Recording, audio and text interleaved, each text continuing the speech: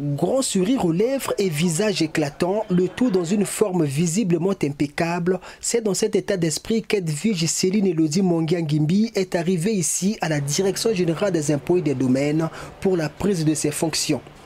Après sa nomination le 7 août dernier à la tête de la direction de l'enregistrement de la fiscalité foncière et domaniale, cet inspecteur principal des impôts a officiellement été installé dans son fauteuil de commandement ce 4 septembre 2020 dans une cérémonie patronnée par le conseiller fiscalo-douanier du ministre des Finances. Au nom de Monsieur le ministre des Finances et du Budget, Monsieur Cadix Ngamiro, et par les pouvoirs qui me sont conférés par délégation ce jour, je vous installe en tant que directrice centrale de l'enregistrement de la fiscalité foncière et domaniale et je vous en félicite. Sur ce siège s'asseyait quelques années plus tôt Michel Cyriloba. Après 33 ans et 6 mois de vie professionnelle, elle est aujourd'hui admise à la retraite, donnant ainsi le relais à sa désormais ex-collaboratrice à qui elle a souhaité bonne chance après avoir signé les documents relatifs à leur passation de service. Moi j'ai confiance en elle parce que on a travaillé ensemble quand elle était à l'EDT, je sais de quoi elle est capable, je sais qu'elle va y arriver. Avec elle, ma porte n'est pas fermée. Et donc je lui souhaite bonne chance, au moment que toutes les grâces de Dieu soient sur elle, parce que faut que ça dit que la grâce de Dieu soit sur elle dans tout ce qu'elle va rencontrer, dans les contentieux, parce que c'est une direction qui est grande, avec beaucoup de directions, mais je sais qu'elle va arriver, c'est pas facile. C'est donc un travail volumineux qu'attend la nouvelle promue.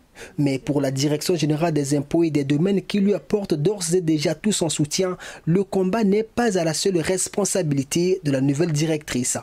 La tâche est énorme, c'est vrai, parce que en dehors des fonctions, des activités ordinaires, et nous sommes en ce moment dans la phase des réformes, et donc la réforme foncière également qui nous guette.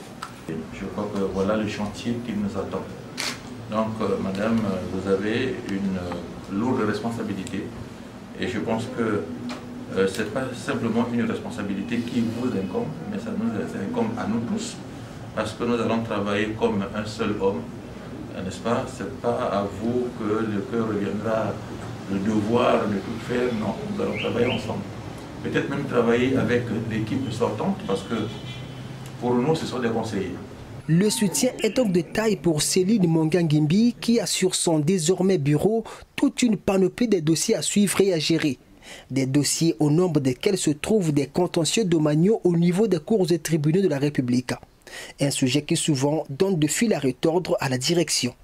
Les missions qui m'attendent, c'est déjà la réforme au niveau du secteur foncier que nous devons mettre en place et également mettre un peu d'ordre dans l'acquisition des terrains parce qu'actuellement notre tribunal est rempli des dossiers contentieux concernant les titres fonciers et tout. Nous avons près de 76% des dossiers au niveau du tribunal qui concernent le foncier. Et nous avons cette lourde tâche aujourd'hui de mettre de l'ordre dans ce domaine afin qu'il n'y ait plus beaucoup de problèmes. Avec l'appui de toute la Direction générale des impôts, nous aurons des procédures que nous mettrons en place et que nous déciderons ensemble avec le ministre des Finances. Et en ce moment-là, nous allons trouver des solutions qui pourront nous aider à mettre en place ce travail.